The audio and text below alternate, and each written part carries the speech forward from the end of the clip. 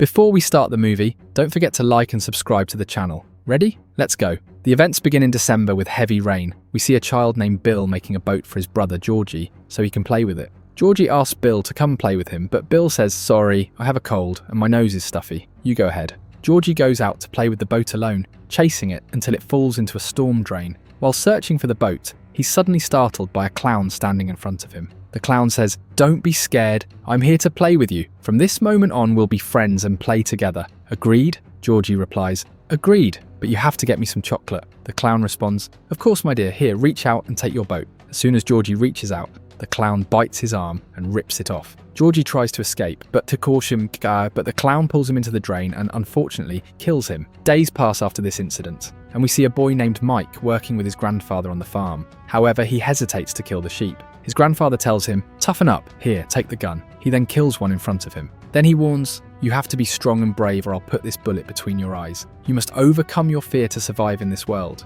The next day, we see Bill entering school with his group of friends. They talk about the children who go missing in town every day, but Bill still believes that his brother Georgie is alive and hopes he'll return one day. After school, Bill is standing with his friends when Henry and his gang of bullies show up to harass them. Bill stands his ground and says, "Are you sure you're up for this?" Henry smirks and replies, "Yeah, I am. Why? You got a problem?" Bill shrugs. "No problem, just making sure." Later, Stanley arrives home and reads his favourite book. Then he heads to the study to put it back on the shelf. He feels uneasy about a painting of a woman that looks terrifying. After placing the book back, the painting suddenly falls to the floor. When he hangs it back up, he's shocked to see that the woman in the painting has disappeared. Frozen in fear, he hears a whisper, "Don't be scared, my dear. I'm right here." Terrified, he runs, only to vanish before her eyes. The next day at school, we see Ben sitting in the library. He loves spending time there because he has no friends. Suddenly, he notices a balloon floating by. Curious, he follows it as it drifts down into the library's archive room, but as soon as he gets there, the balloon disappears. Then he hears the laughter of children echoing through the room. Fear starts creeping in. Suddenly, a headless body appears in front of him. Terrified, he turns and runs as fast as he can. Luckily, he bumps into the librarian and the monster vanishes. Still shaken, he leaves the school, his knees trembling. Unfortunately, he runs into Henry and his gang of bullies. They corner him, and Henry sneers, pulling up Ben's shirt. "Look at that gut! Do you eat your friends or what?" Henry laughs, pulling out his knife. He tries to carve the first letter of his name into Ben's stomach, but Ben kicks him and takes off running into the woods. Exactly 100 meters away, we see Bill and his friends standing in front of a sewer drain. Bill tells them, "I'm sure my brother is alive inside." Just as they're about to enter, they spot Ben stumbling toward them, covered in bruises. Realizing he's badly hurt, they rush him to the nearest pharmacy to treat his wounds. Meanwhile, one of Henry's gang members reaches the sewer drain and realizes Ben must be hiding inside. He steps in, deepens his voice, and taunts, "Where are you, fat boy?" Suddenly, a terrifying ghostly figure appears in front of him. He panics, running blindly in fear. Unfortunately, the clown ambushes him and kills him. Meanwhile, the group has bought first aid supplies and begins treating Ben's wounds. Just then, their friend Beverly arrives and asks, "What happened to his stomach?" Bill shrugs. "Nothing, he got lucky." After they finish patching Ben up, Eddie heads home. As he walks past an abandoned house, he notices the door creak open. A voice calls his name from inside. Frightened, he drops his medication. As he crouches to pick it up, a zombie suddenly appears and starts helping him gather the pills. Terrified, Eddie bolts. The clown emerges and calls after him, "Don't be scared, come play with me." He tries to lure Eddie in, but Eddie doesn't stop running. Meanwhile, Beverly enters her bathroom when she suddenly hears children whispering from the sink. "Come sit with us," they murmur. Horrified, she shouts, "Sit where? What the hell, who are you? What are you doing in there? Can you hear me?" Suddenly, thick tendrils burst out, wrapping around her wrists. She struggles desperately, but she can't break free. Without warning, an enormous wave of blood erupts from the drain, flooding the entire bathroom. She stands there, paralyzed, completely in shock, unable to understand what's happening. Just then, her father walks in. "What's wrong, sweetheart? Why are you screaming?" he asks. She stares at him, frantic. "Why am I screaming? Can't you see all the blood everywhere?" He looks around, confused. "Blood? What blood? I don't see anything." That's when she realizes she's the only one who can see it. Her father shakes his head and mutters, "You've completely lost it," before walking away. We shift to Billy, who is sitting in his brother Georgie's room, reminiscing about their beautiful memories together. Tears stream down his face. Suddenly, he hears a voice calling him. He follows the sound down to the basement. Out of nowhere, Georgie appears and says, "I'm here to take you so we can play together in the sewers." Billy replies, "No offense, but do we really have to play in the sewers? Why don't you come play with me up here instead?" Suddenly, Georgie transforms into a monster. Billy is so terrified that he nearly soils himself. The clown appears and tries to grab him, but Billy manages to escape at the last second. Later, the group gathers, and each of them shares their terrifying encounters. They realize that a creature is trying to abduct and kill them, just like the other missing children. After some time, they reach town and come across posters of missing children. Ben tells them, "This monster will likely disappear in a few days. When I researched the town's history, I discovered that these child abductions happen every 27 years. This creature appears for a year,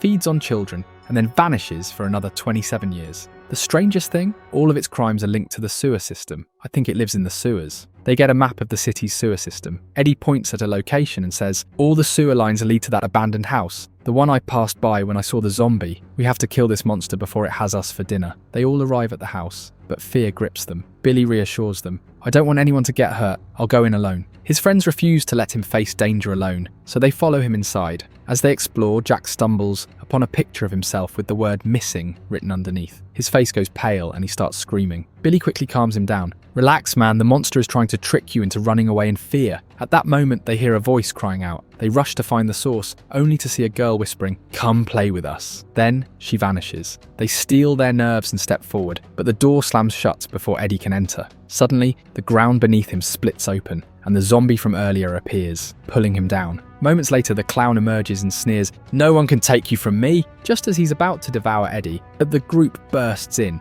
distracting the clown. He lunges at them, but Beverly swings a metal rod at his head. Angered, the clown retaliates, striking Ben in the stomach before vanishing. The kids escape the house. Eddie's mother soon arrives, furious that he skipped school. She scolds his friends and warns them, "Anyone who messes with my son will get a beating with my slipper." Then she drags Eddie away. After she leaves, Billy tells the group, "The clown is definitely hiding in one of the sewer drains. Who's coming with me to check it out?" His friends shake their heads. "You're on your own, buddy. If you want to go, be our guest." An argument breaks out and Beverly steps in. This is exactly what the clown wants, to divide us so he can prey on our fears and weaknesses. Meanwhile, Henry, the bully, is seen pinning down a cat and aiming a gun at it, preparing to kill it. His father catches him and humiliates him in front of his friends. He grabs the gun, insults him with the cruelest words and storms off, leaving Henry feeling broken. A little later, Henry notices a balloon floating next to the mailbox. As soon as he opens the box, a knife pops out. It's from the clown. He takes it and heads inside, finding his father asleep. The TV is on,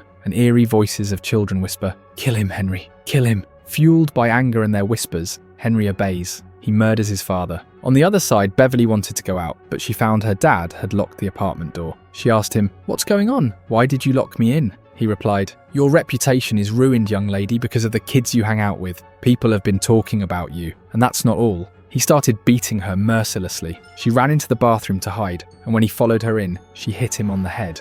His blood spilled onto the floor. But before she could escape, the clown appeared and kidnapped her. Later, Billy stopped by her house. When he saw the door open, he went inside. As soon as he reached the bathroom, he found a message written in blood. "You'll die if you try to find her." Quickly, he gathered the rest of the group and told them, "We have to find her and save her." They returned to the abandoned house and went down into the basement. There, they discovered a sewer drain and realized Pennywise must be living down there. They prepared to go after him. Billy went in first to encourage the others, and they followed him. Meanwhile, Beverly was unconscious in the sewers. When she woke up, she saw the kidnapped children floating in the air. Suddenly, the clown appeared, grabbed her by the neck, and started choking her. She defiantly said, "I'm not afraid of you." We then learn that the clown is powerless against those who don't fear him. He feeds on children's fear. He tried everything to scare her, but when it didn't work, he lifted her into the air with the others. At the same time, Stanley was walking alone when he suddenly saw the ghost he feared the most. But his friends arrived just in time, and the ghost disappeared. Of course, the clown tried to separate them, so he could take them out one by one. Billy saw his brother, Georgie, standing far away. When Georgie started walking, Billy followed him, leaving his friends behind. But they refused to let him go alone and ran after him. By chance, they found Beverly, floating in the air.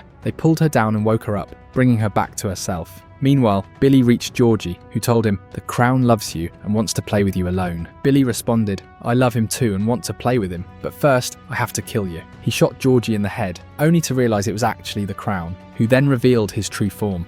A battle broke out between the clown and the kids. They kept attacking him without fear. After a long fight, the clown grabbed Billy and told them, "You've chosen your fate. Either I kill all of you, or you let me take Billy, and I'll let the rest of you go safely." Beverly shouted, "Don't listen to him! He wants us to leave so he can pick us off one by one." The kids overcame their fear and attacked him from all sides, draining his power. Billy looked at him and said, "Now you're the one who's scared, because our strength is in our unity." The clown jumped into the well, his head exploded, and he fell deep below. He would now disappear for 27 years. The kids gathered together, feeling both relieved and anxious, relieved that they had defeated him, but afraid that in 27 years he would return for revenge. Billy told them, "Let's make a pact. If Pennywise comes back, we'll reunite and finish him off." They each cut their hands, letting their blood flow, and held hands, sealing their vow in blood. No one could back out. They agreed that in 27 years they must return to kill him. Imagine what will happen next in part 2. Stay tuned for the sequel.